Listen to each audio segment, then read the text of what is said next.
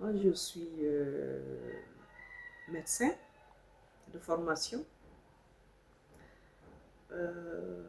J'ai commencé d'abord la natation très jeune avec tous les enfants de mon quartier, la cité ingénieure. Et c'est la pratique de, de ce sport intense et régulier qui a forgé mon caractère. Le caractère d'un gagnant, d'une gagnante. Et ce sport m'a permis de brillamment étudier et de vite étudier. J'ai eu mon baccalauréat au lendemain, j'ai été orientée en biologie, boursière pour les études de médecine à Saint-Pétersbourg. Et voilà, j'ai fini médecin et aujourd'hui je suis à la tête de la coordination régionale pour la zone spéciale de Conakry dans la lutte contre le sida. Mais toujours pour parler de ce que le sport peut apporter à un enfant, notamment dans le domaine des études.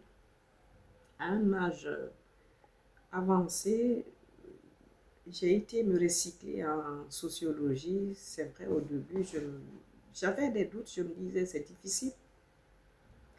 Mais grâce à ce sport, grâce à ce dynamisme intériorisé en moi, j'ai facilement et brillamment fait, j'ai eu ma licence en sociologie. Donc depuis 4 ans, je gère pour la zone spéciale de Conakry au compte du CNLS. Je gère les ISTV et SIDA. Mais à côté de ça, la natation, c'est toute une grande histoire. C'est un amour. Voilà, comme on dit, l'eau, c'est notre monde. J'ai commencé à nager toute petite.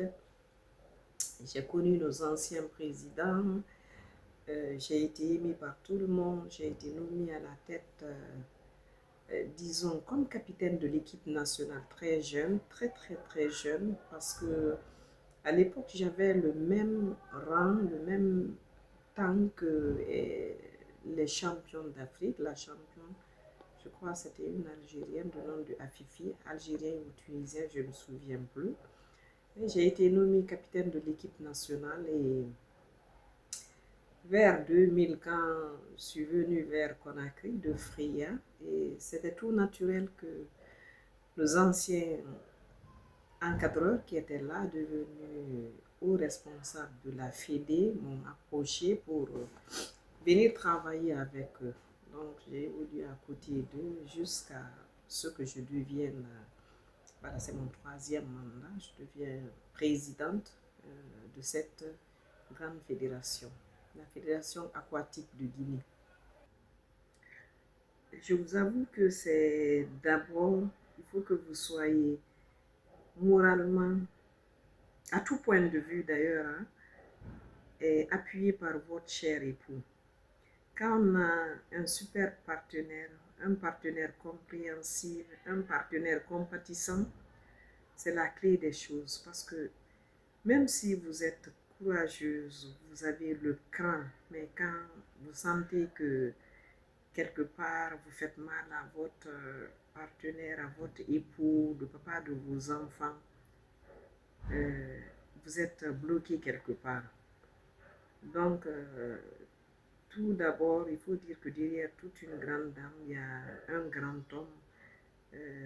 C'est vrai, aujourd'hui, c'est notre fête, c'est la fête des femmes, mais en disant et bonne fête aux femmes, il faut qu'on dise aussi bonne fête. Je suis très heureuse et contente d'être réélue à la tête de la Fédération aquatique de Guinée.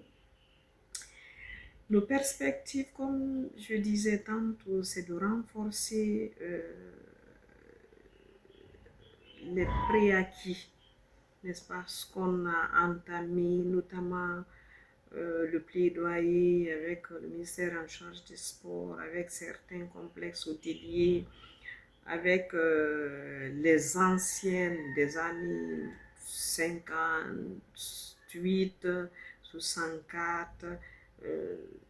En tout cas, créer une cellule de réflexion, comment faire bouger la natation et comment, la Guinée étant un château d'eau d'Afrique, comment rendre la natation comme ce qu'on appelle la natation pour tous, que jeunes, adultes, vieux, que tout le monde sache nager, sache se protéger en cas de calamité, parce que la natation, au-delà d'être distractive, on va faire de plaidoyer aussi pour avoir des infrastructures, parce qu'on est bloqué au niveau des infrastructures. Pratiquement, à part Fria, Kamsar et Conakry, il n'y a pas de piscine, mais c'est de voir aussi avec le département en charge des sports comment faire un partenariat avec le ministre de l'Hôtellerie et du Tourisme pour que tous ces grands complexes hôteliers, quand ils érigent des hôtels, qui mettent vraiment des piscines au moins standards, des piscines pré-olympiques.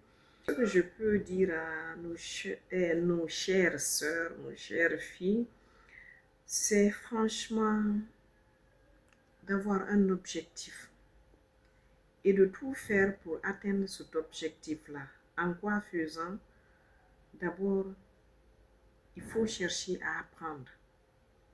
Et on n'apprend pas une seule fois, on délaisse. Il faut chaque fois que c'est nécessaire faire son autodiagnostic et se remettre en cause. La femme, quand elle veut, elle peut. Donc les filles, là, elles peuvent faire beaucoup de choses.